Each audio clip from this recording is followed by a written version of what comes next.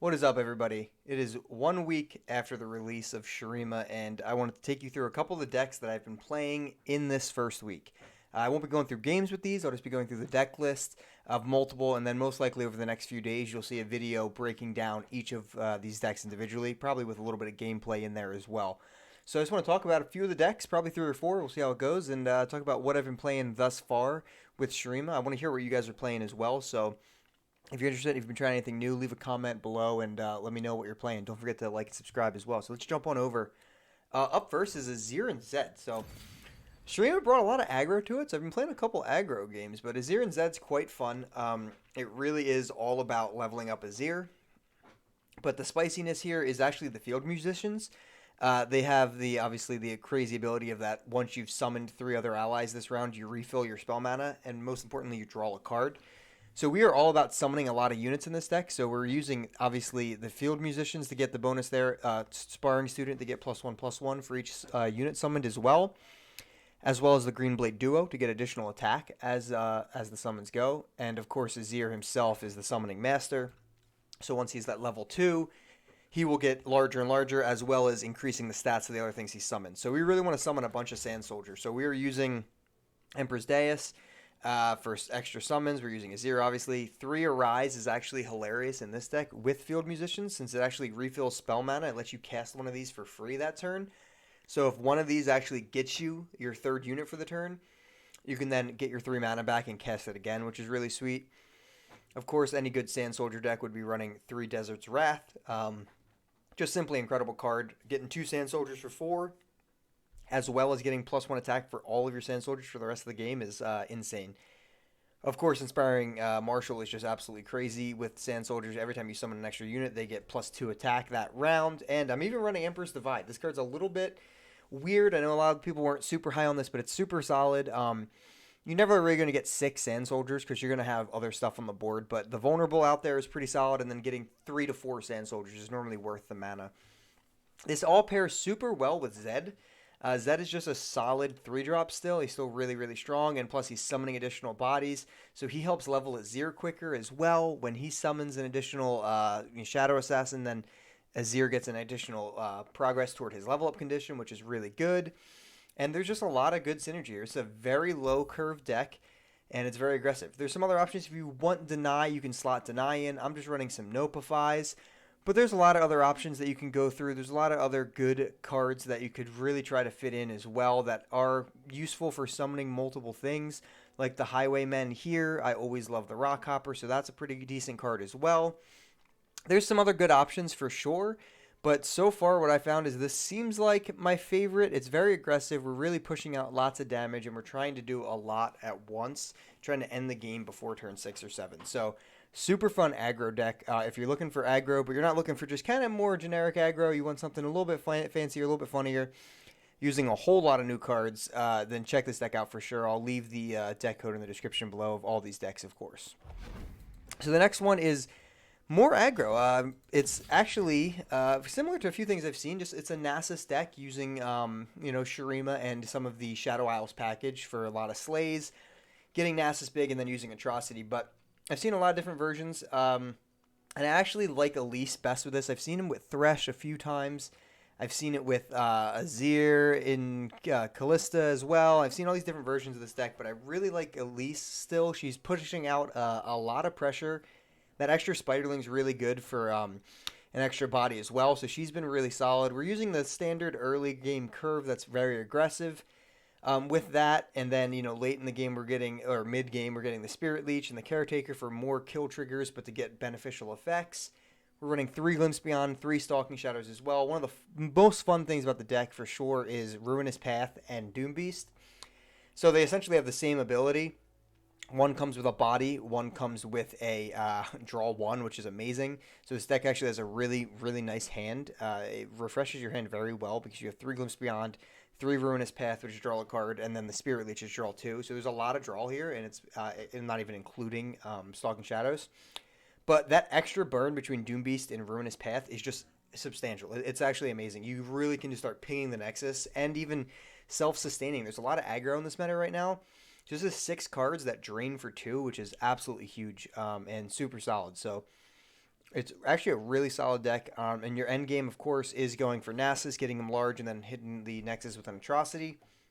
So you have really good counters to a lot of their spells with Ray of Negation. You can really kind of stop what they're trying to do with that, as well as even like if they're trying to deny your Atrocity or anything like that, you can use it as a counter deny, which is great. All around, super solid aggro deck. If you're looking for something a little bit more straightforward than the Azir deck and you're wanting to play aggro, I'd probably go with this. It is super good, but like I said, it is a little bit more straightforward. Shadow Isle is just aggro. You're just kind of going through the motions and just trying to drain the Nexus as much as you can as you go. Get a big Nasus and blast. So it plays a lot like They Who Endure, but super fun deck for sure. Next, I've actually been playing a little bit with Jarvan. I'm trying to get him to work. I've been playing a lot of different things. This is a Jarvan and Shen deck here, so it's very similar to Fiora Shen, but there's a few differences.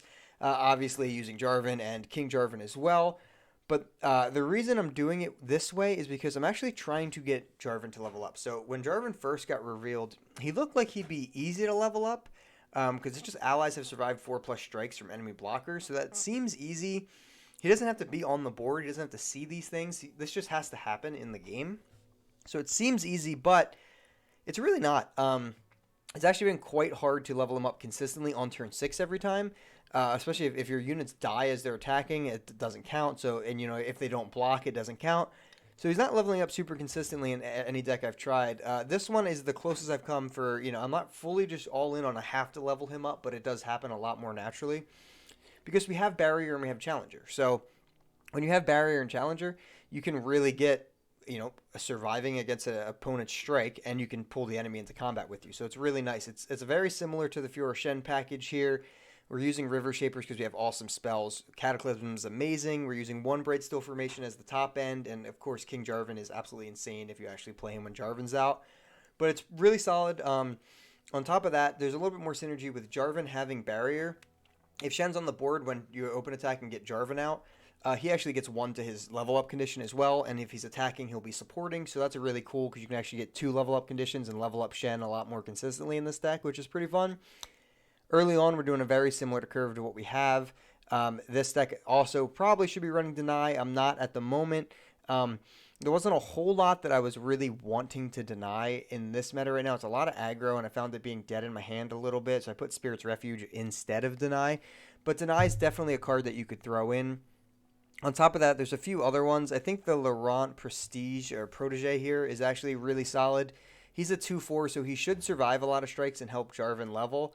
And he's got Challenger, of course, so there's definitely some cards you could drop, possibly War Chefs if you don't really care about your 2-drop as much.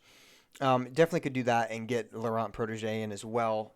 But River Shaper, I would say, is not a flex card. You probably want to keep him. There's other big barrier effects and rally effects that we could use. Golden Aegis is actually a pretty solid card.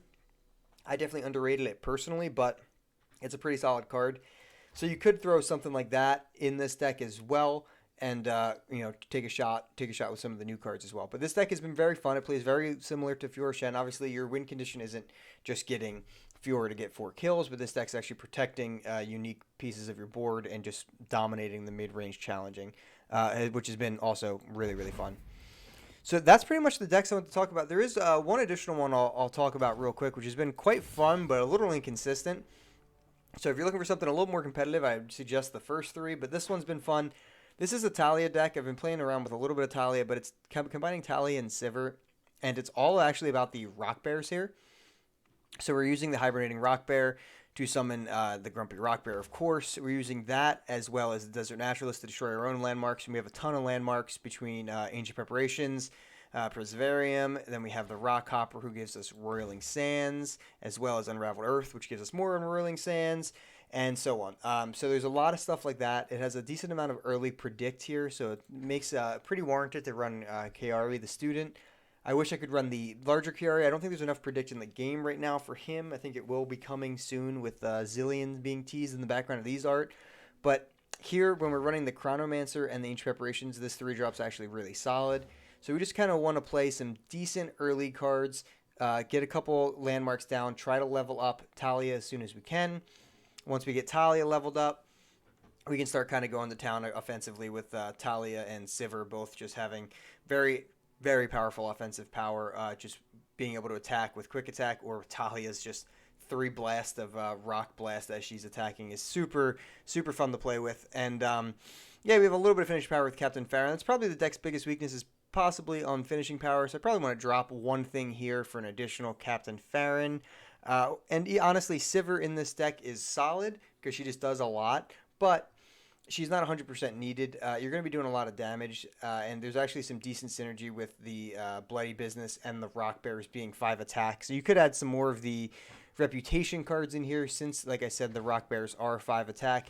So you do have the option to go that direction with the deck. You could even go LeBlanc over Sivir if you wanted to go into that direction as well and really go into the package there. I don't think it hits as consistently as some other LeBlanc decks do with Reputation, but this is more a focus on Taliyah, trying to have fun busting out a lot of early landmarks, and including we're running 3 Ancient Hourglass. So we want to copy 2 Sivirs or 2 Taliyahs for sure and have some fun that way. It's strong mid-range deck, so it's quite fun.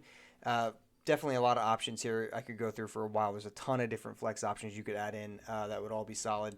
But those are the 4 decks, guys. If you've enjoyed the video here today, make sure to leave a like, leave a subscription, leave a comment. Tell me what you've been playing lately. I'll be busting out videos for a long time now as we go through all these cards. Want to make a bunch more decks. This first week was a little bit slow for us. We're just kind of getting the feel of the set, making a bunch of decks, having a lot of fun, trying to fine-tune some stuff. So let me know what you've been playing, and until next time, I'll catch you later.